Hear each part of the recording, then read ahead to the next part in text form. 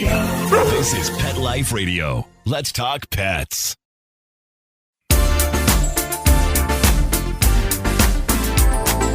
Rappaport to the rescue with award-winning animal advocate Jill Rappaport. Hi, I'm Jill Rappaport, and welcome to Rappaport to the Rescue. And if my audio sounds a little different, that is because I'm literally on the streets looking for a dog that ran away. It came across my Nextdoor app and last seen right in my neighborhood. So I'm literally on foot with a treat in my hand and a bottle of water trying to find this beautiful dog. I'm sure whoever has lost this fur angel, you hear dogs barking in the background as I'm walking by their homes, but whoever lost this little doll is really beside themselves. So I'm doing what I can to see if I can locate him as soon as possible. This also happens to be National Rescue Dog Day. And it is such a special holiday because we are highlighting and sharing awareness for all of the rescue dogs in need. And do they ever need help now? This is really such a dire situation. And thank goodness for this holiday today, because again, it reminds people what they need to do.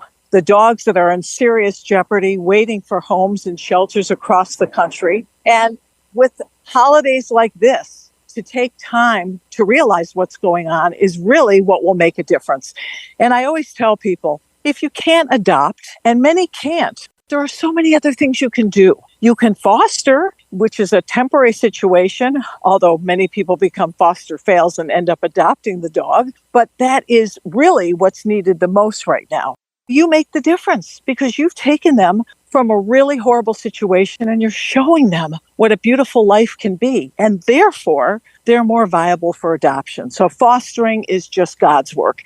And then, of course, you can volunteer your time at any of the local shelters or foster-based groups. Everybody needs so much help right now. And last donations, money is needed. Anything, even if it's $1. If everyone just gave $1, it would literally change what's going on with rescue and adoption in this country. So in honor of National Rescue Dog Day, we have a very special guest today, the president and CEO of the ASPCA, Matt Bershadker. And we will talk all about these issues, what's going on in the world of rescue, and what he feels people need to do to make a difference. Stay tuned. Take a bite out of your competition. Advertise your business with an ad in Pet Life Radio podcasts and radio shows. There is no other pet-related media that is as large and reaches more pet parents and pet lovers than Pet Life Radio. With over 7 million monthly listeners, Pet Life Radio podcasts are available on all major podcast platforms. And our live radio stream goes out to over 250 million subscribers on iHeartRadio, Odyssey, TuneIn, and other streaming apps. For more information on how you can advertise on the #1 pet podcast and radio network, visit PetLifeRadio.com/advertise today. Let's talk pets. Let's talk pets On Pet Life Radio. Pet Life Radio. PetLifeRadio.com.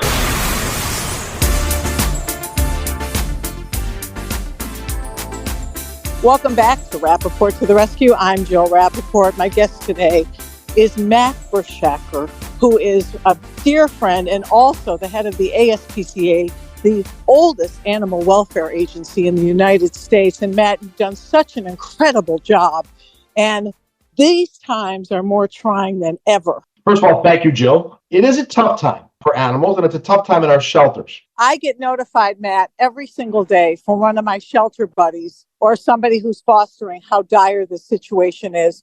We talked about this last year. It's even worse now. It is and it isn't, right? So there's conflicting data, and I think a few things are happening. If you think back to before the pandemic, animal sheltering was rocking and rolling, right? Shelters were able to focus on the root causes of animal homelessness, the root causes of suffering, lack of access to healthcare, behavior issues, things like that. Then the pandemic hit and really shelter intake plummeted. And that was an artificial factor, right? Because people were not out and about. So now we're out of the pandemic. And if we compare 2023 data to 2019 data, really the first regular year, not including the pandemic years, intake is actually down by 3%. We had an additional 75,000 live outcomes, and euthanasia overall is down by 16% when you compare 2023 to 2019. I'm in shock over those numbers because not what I'm hearing people screaming and panicking over. Well, yeah, and this is where the data is conflicting. Dog euthanasia is slightly higher in 23 than it was in 19, right? Slightly higher. The other thing, which is the real issue that shelters across the country are facing, and we at the ASPCA and other organizations are trying to address, is length of stay. Animals are staying in the shelter system much, much longer than they used to. And we're not entirely sure why, but there's a few things that we think are driving it. One is that we know animal shelters are seeing more behavior issues and more severe behavior issues. And we know animal shelters are seeing more medical issues. We also know that over 50% of animal shelters have no behavior resource at all, right? So the real issue that we are grappling with is the length of stay in shelters. There's also been some staffing changes in the pre and post-pandemic world. The vet situation is dire too. What's going on? That is terrible. It's not only vets, it's also techs. And you're right, Jill. This is a huge issue. I don't want to use the word crisis because I want to de-escalate because I think there is some good news that we can focus on as a movement. But the vet shortage is a very, very real issue. Now, there are some new vet schools coming online. Long Island University is introducing a vet school or has introduced a vet school, a new one in Texas, a new one in Utah, a new one in Jersey. Now, these are long-term solutions where they'll produce more veterinarians. But when it comes to lack of access to medical care, the vet shortage, the tech shortage, we have a few levers that we can push. One, of course, is more vets and attracting more vets to our movement. We have a very powerful, exciting movement that when we get the opportunity to talk to veterinarians and talk to students about our movement, they want to be part of it. What we have to do when it comes to vets is we have to get to them in their first and second year of vet school and introduce them to animal welfare and let them know that animal welfare is an attractive place for them to spend their career. In fact, in many ways, it's more attractive than the private sector. So that's one lever we have to push. The other lever we have to push, Jill, is we have to make sure that we are using our vet techs to their highest and best use, that we are letting them do the things that the various practice acts let them do, and they are doing those things for animals across the country. Well, the other thing I've noticed, Matt, and this is a complaint I get often, is the price of veterinary care. You bring your dog to a vet now.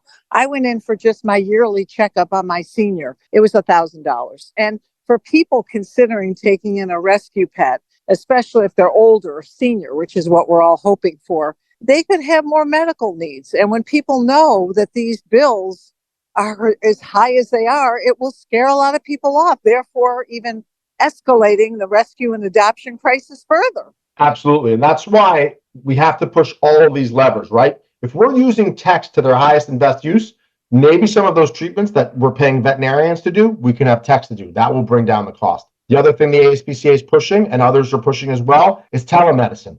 What can be diagnosed and treated telephonically, reducing costs? And the fourth lever that we can push, again, to make healthcare accessible and therefore more affordable, is a paraprofessional, kind of that physician's assistant for veterinary medicine, somebody who's going to sit in between the tech and the veterinarian. So at the ASPCA and many of our friends in the space, we're pushing for all four levers. And we're coordinating that push depending on jurisdiction so we can increase access to care and ultimately drive down the cost of care. But right now, what people are experiencing is really a classic supply and demand curve. The supply is low, the demand is high, the cost goes up. And how about all the amazing dogs you can find now in shelters? During COVID, you couldn't find an animal, which was a blessing because then the seniors, the pits, the special needs, which I know the ASPCA is focused on now, they were getting adopted. But meanwhile, the ASPCA is once again leading the charge on a massive rescue movement. Over 300 dogs, primarily in Florida, mostly Great Danes. That's a few different cruelty cases coming together that we did. One with our partner, Octivaha Humane Society in Octivaha, Mississippi. Then down in Florida, that was an unlicensed breeder gone awry. And then we had a pretty large case here in New York City as well. So these are rescues gone awry, these are breeders gone awry, and these are straight up cruelty cases. In fact, Jill, I want to share something with you. Nina and I and my family, we just adopted our third dog from the ASPCA. And she's 9 years old. She has 3 legs and about 5 teeth, and she's a great little girl. And like you, I'm a big dog person. I always thought I was. Tarzan's 90 pounds, Loki's 80 pounds, and now Whiskey, our newest, she's only 9 pounds. So she's a bit of a senior. You know, she has 3 legs, but you would never know. So you're right. There are amazing dogs all over these shelters, all over the country. The other thing we need to push, Jill, is we need to push foster. And that's how we started with Whiskey, by the way. And I quickly learned from my 9-year-old that this foster was going to be a failure if she had anything to do with it. You won't believe this, Matt. I was a foster success because I had fostered 3 dogs in the last couple of years. In fact, the last one, the most adorable Cavapoo, you couldn't go near her. I fostered her for 6 weeks before she finally let me put my hand out there to even accept it because she was so badly abused. And she is now living a life of Riley, literally, with a very beloved public figure. And the way she lives is the way you only hope and dream every rescue animal will end up living like. That's amazing. I am very proud that I was a foster success because I've now taken those dogs and put them in the right homes. Because you know, Matt, we always say it's not about a home, it's about the right home. Absolutely. And we definitely had some concerns, our dogs, just because they're so much bigger than Whiskey, but it all worked out. But I think, you know, you being a foster success and on your show, talking about the need to foster, there's a way for people to really help this kind of bottleneck in the shelter system by fostering. You know, you do a lot of really good things. One, you help that dog adjust, like your experience, right? That makes that dog a difficult adoption. So they can't go right from the shelter to a home. And certainly someone who's looking to adopt is, how long are they going to put up with something like that? They want that return. They want that bond. Fostering is a huge way to help animals transition from the abuse and trauma that they've likely endured to a home. It's a very important way to reduce the strain on already overtaxed shelters and get that animal out of the system, let the shelters focus on the animals that need to be there. So yeah, good for you for being a foster success. We sadly were not that. And I was living with you. Yeah, it was a perfect match. And how many people would be open to a 9-year-old tripod? Well, she's pretty awesome, I have to say so myself. But I think we had to pull over 20 of her teeth. It was in such bad shape. But that's amazing what you did. And such a great lesson for your children and for people to see. And you've been at the helm for many years. And before you were the top dog, no pun intended, you worked at the A. So you have really seen all the initiatives, all the hard work the A is doing.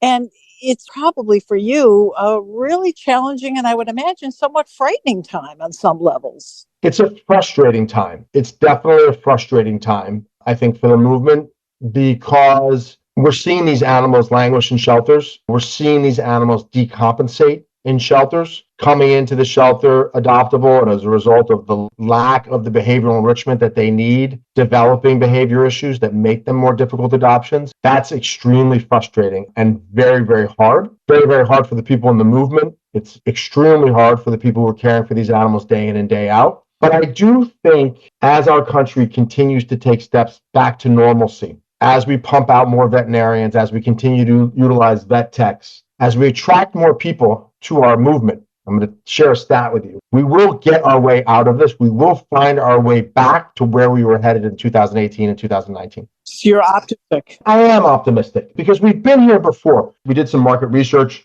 and we found that 50% of Americans believe that animal welfare is either very important or extremely important. I don't have the data, but 20 years ago, 23 years ago, when I joined this movement, that was not the case. The other thing that makes me optimistic is everybody loves dogs and cats. No matter where you sit on the political spectrum. That's right. Dogs and cats might be, we joke, the only thing that this country still agrees on. That is so true. You know, you see Republicans like Rick Scott advancing animal welfare legislation, and you see Democrats like Cory Booker advancing animal welfare legislation. And that's something that I take a lot of pride in and something that I think is a very, very powerful piece of our movement. And what we say at the ASPCA is if you love animals, there's a space for you at the ASPCA, regardless of where you sit on the political spectrum. And I think that is that power of inclusion is something that we need to lean into as a movement. Well, exactly. And when you think about it, our animals could be the really one and only true peacekeepers in the world because they are the only things we all agree on. I mean, Bob Dole was advancing animal welfare legislation as a Republican out of Kansas in the 1950s. So, yes, it is. When I think about how much Americans love their pets, when I think about how we're situated as a movement, as a cause, there's broad support. when you look at the financial growth that the entire movement has enjoyed over the last 20 years, 10, 20 years. Americans love their pets, and we will get through this moment in time. We need more access to care, pushing the 4 levers I articulated. We need people to go and foster the way you did, Jill. Go to their local shelter and foster. Take an animal out of the cage, alleviate some strain on that shelter, help that animal transition to a life in a home so that adoption will last and stick once that animal's adopted. That's probably the biggest thing that your listeners can do to help us through this movement, is to go foster. Oh, Matt, great messages, and always a pleasure to talk to you. I can't thank you enough for your time. I know how busy you are. No, and everybody, you heard him. You heard what you need to do.